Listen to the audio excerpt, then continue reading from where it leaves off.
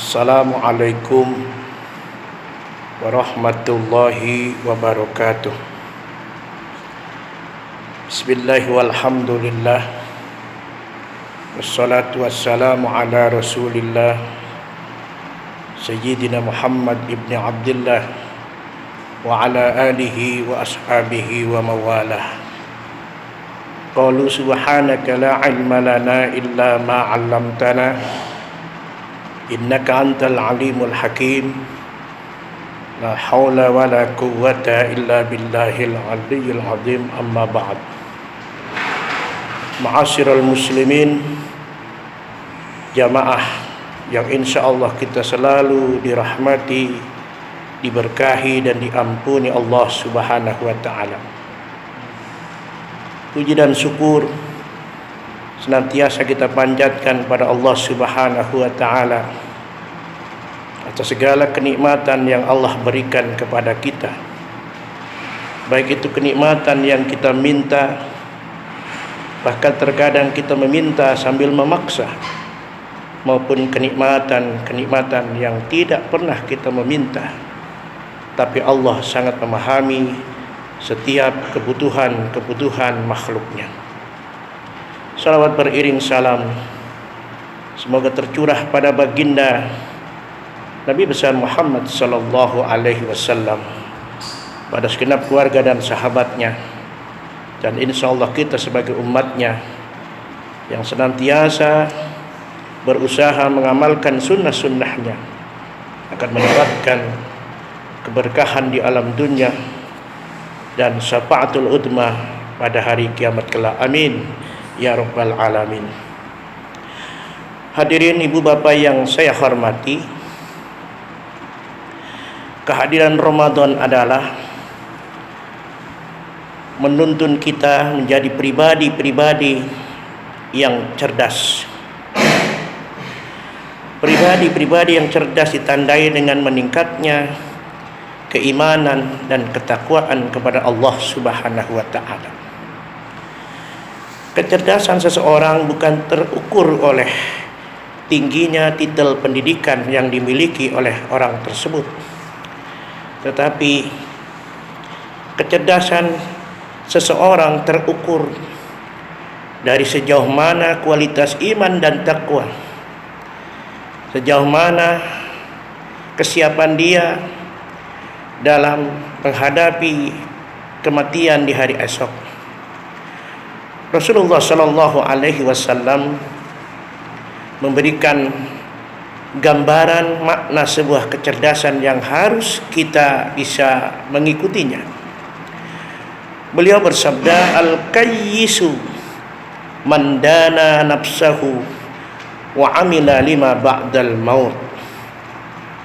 Kata Nabi, orang yang cerdas itu adalah orang yang mampu mengendalikan gejolak hawa nafsunya. Wa amila lima ba'dal maut. Dan orang yang cerdas, ciri kedua adalah dia senantiasa mempersiapkan diri, amalan-amalan, bekal-bekal untuk setelah kematiannya.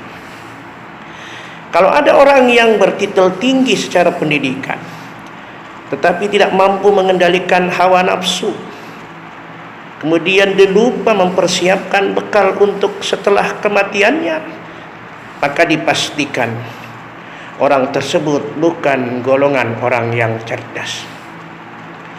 Hadirin jamaah rahimakumullah, Ramadan mengajarkan kita bagaimana kita bisa mengendalikan hawa nafsu kita.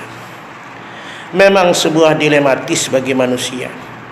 Manusia memiliki keunggulan yang luar biasa dibanding makhluk-makhluk lainnya. Dan salah satu yang menonjol yang dimiliki oleh manusia adalah manusia diberi oleh Allah potensi yang bernama hawa nafsu. Hawa nafsu yang dimiliki oleh manusia atau dimiliki oleh kita semua jangan dibuang, kan akan menyalahi kodrat kemanusianya, akan menyalahi kodrat kehidupan sebagai manusia. Hawa nafsu harus kita jaga, harus kita manage dengan baik, Karena itulah sumber keunggulan potensi yang dimiliki oleh manusia. Meskipun ada dilematis, karena nafsu cenderung mengajak kepada yang buruk-buruk, nafsu cenderung memprovokasi kepada hal-hal yang jelek, tetapi nafsu juga yang akan mendorong kita hidup dinamis, punya kreativitas.